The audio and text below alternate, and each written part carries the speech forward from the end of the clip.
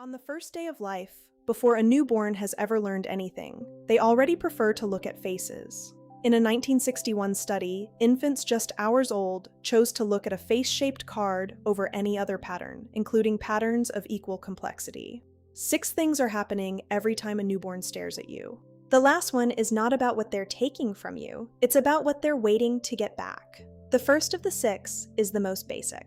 Robert Fance found it in 1961, and it changed what researchers had long assumed.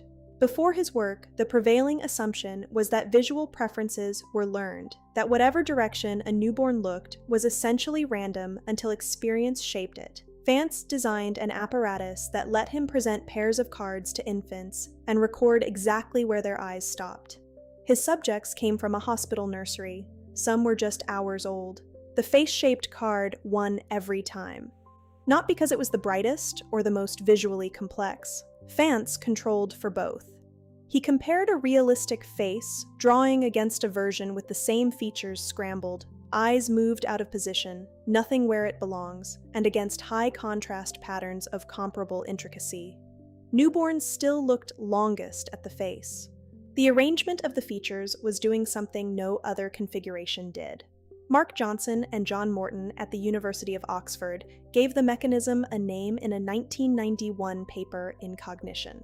They described a visual pathway present from birth and tuned specifically to face-shaped arrangements, one that requires no experience to work and fires from the first hours of life. It doesn't wait to learn what a face is. It arrives already calibrated. When your newborn looks at your face, that pull toward you is not something they developed. It was installed before they arrived. But they are not looking at your face in general. They are looking for one specific part of it. The second thing happening inside the stare is narrower than simple face preference. Teresa Ferroni at Birkbeck College, working with Gurgly Shibra and Mark Johnson, published a study in the Proceedings of the National Academy of Sciences in 2002. They showed newborns, some less than 48 hours old, 2 photographs of the same face. Same person, same expression, same lighting. In one photo, the eyes looked directly forward. In the other, they looked slightly to the side. The newborns looked longer at the direct gaze. Not at the prettier face, not at the one with more visible detail, specifically at the face with the eyes looking back at them. Within the first 2 days of life, before there is any plausible way they could have learned this, a newborn can distinguish a face that is looking at them from one that isn't, and they choose the one that does. That preference is already doing something the moment it runs. It finds you, holds your gaze, and keeps it. When your newborn stares at your eyes, they didn't just happen to look there, they chose to.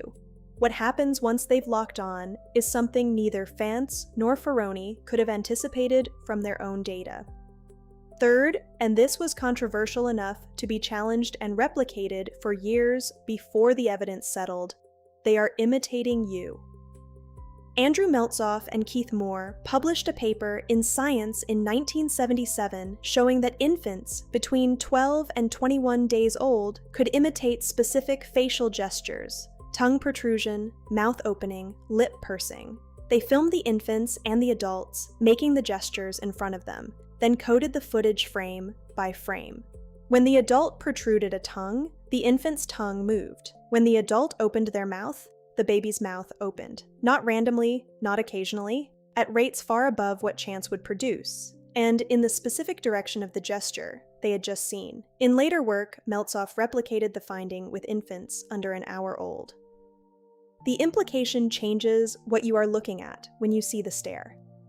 A newborn looking at your face is not passively receiving information.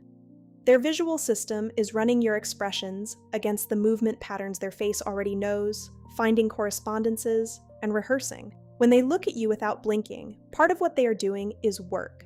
They are learning what your face does so they will be ready to answer it. And the answers they are preparing come from something they have already started collecting. Fourth, they are storing your face faster than most people expect. Tiffany Field and colleagues at the University of Miami published research in Infant Behavior and Development in 1984 showing that neonates could visually distinguish their mother from a stranger by the 4th day of life. The experiment presented infants with 2 faces side by side, the mother and an unfamiliar woman, and tracked where they looked longer.